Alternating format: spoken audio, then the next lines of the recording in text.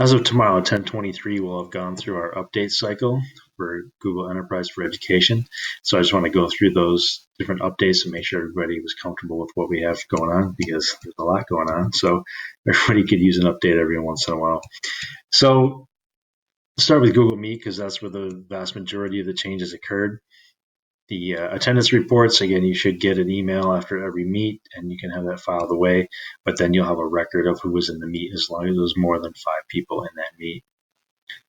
Then host controls is just to control what's going on in that meet, so you can turn quick access off so people have to knock to get in, turn off screen sharing, turn off chat messaging, and turn it back on whenever it's convenient, when it's part of your curriculum. Then breakout rooms are in the activities. So these 3 geometric shapes up here give you these 3 different activities. You should have all 3 of them. So breakout rooms allows you to put kids in groups, and you pick however many rooms you want, and it will, then you can drag and drop them, or you can randomly shuffle them.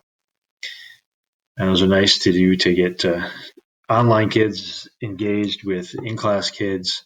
Or if you're just doing a general activity and you want people in groups, and you can jump around and hop into those different groups. And I've seen an increased level of engagement when kids are in small groups versus the big, large groups where they don't want to speak up, right? And then you can close all those groups when you're done. Then the couple of newer ones are polls. So a poll is just, I want to ask a question and give some multiple choice answers. So this could be an entry ticket, exit ticket. It could be, I've got 10 minutes at the end of class, what would be most valuable, and just kind of get some feedback from kids.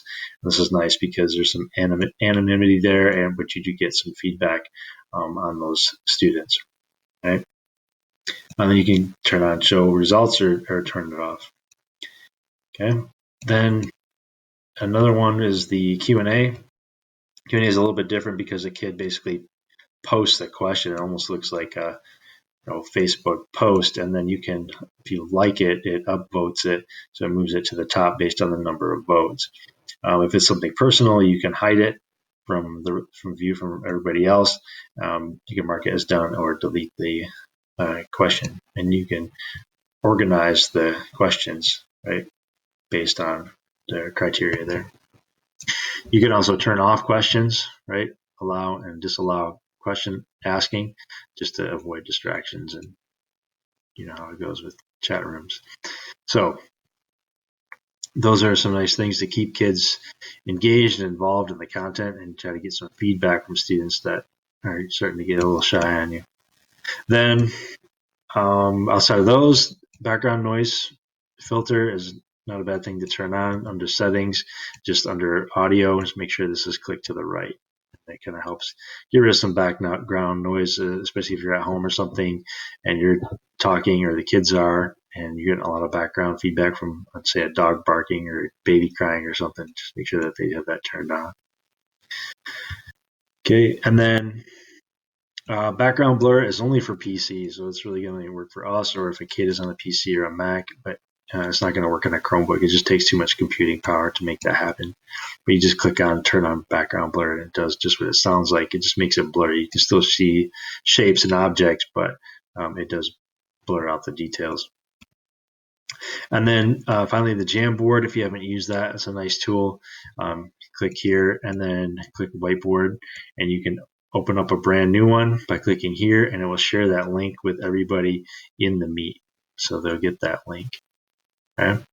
And the other way to do that then is to create one ahead of time using Jamboard, and then I can open up one that I've already created. Okay. And so, for example, I'm going to do this activity with my students next week. And so I have it already created, and then I can open it there. Okay. So that's the majority of what has happened with Google Meet. Just want to give you those updates one more time.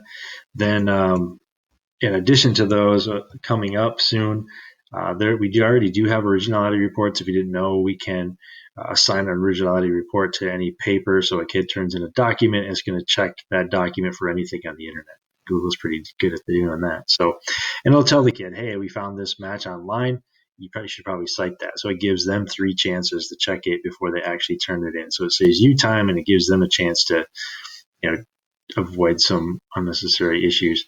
And then what's going to change with that is that it's going to start checking everybody in that domain. So if 2 kids in Granville turn in a paper that's too similar, even next year or the year after, it'll check that and give you a flag on it. Hand raising is what it sounds like. Kids will be able to click a button to raise their hand in class, and tied to that would be these 2 things: mute all on entry and request to unmute. So if you select mute all on entry, when everybody comes in, they'll be automatically muted. And just like in class, the kid would have to raise their hand, and then you can unmute them to talk. Live captioning is already there. If you haven't used that yet, I suggest that, but it's nice, especially if you turn it on in class and kids can read what the kids online are saying and what you're saying. But that's going to come in other languages pretty soon, which would be nice. And then there'll be a lobby for participants to wait in before you're ready to open up the room so they can be there, because right now, if you don't open it first, there's nowhere for them to go. They're going to say you weren't there, it didn't work, or whatever. But at least that gets them into the meet. You can see that they were there, even if you don't make it in for whatever reason. But then once you open it up, then everybody can come in. Okay? So just wanted to run through those. If you guys have any questions at all about any of the updates or anything else with educational technology, please let me know. I know there's a lot going on, but I think once you get into start using some of these tools, you find it does help bring up the level of engagement with your students, and I hope it does. You want some help with that? I'd be happy to help. Take care.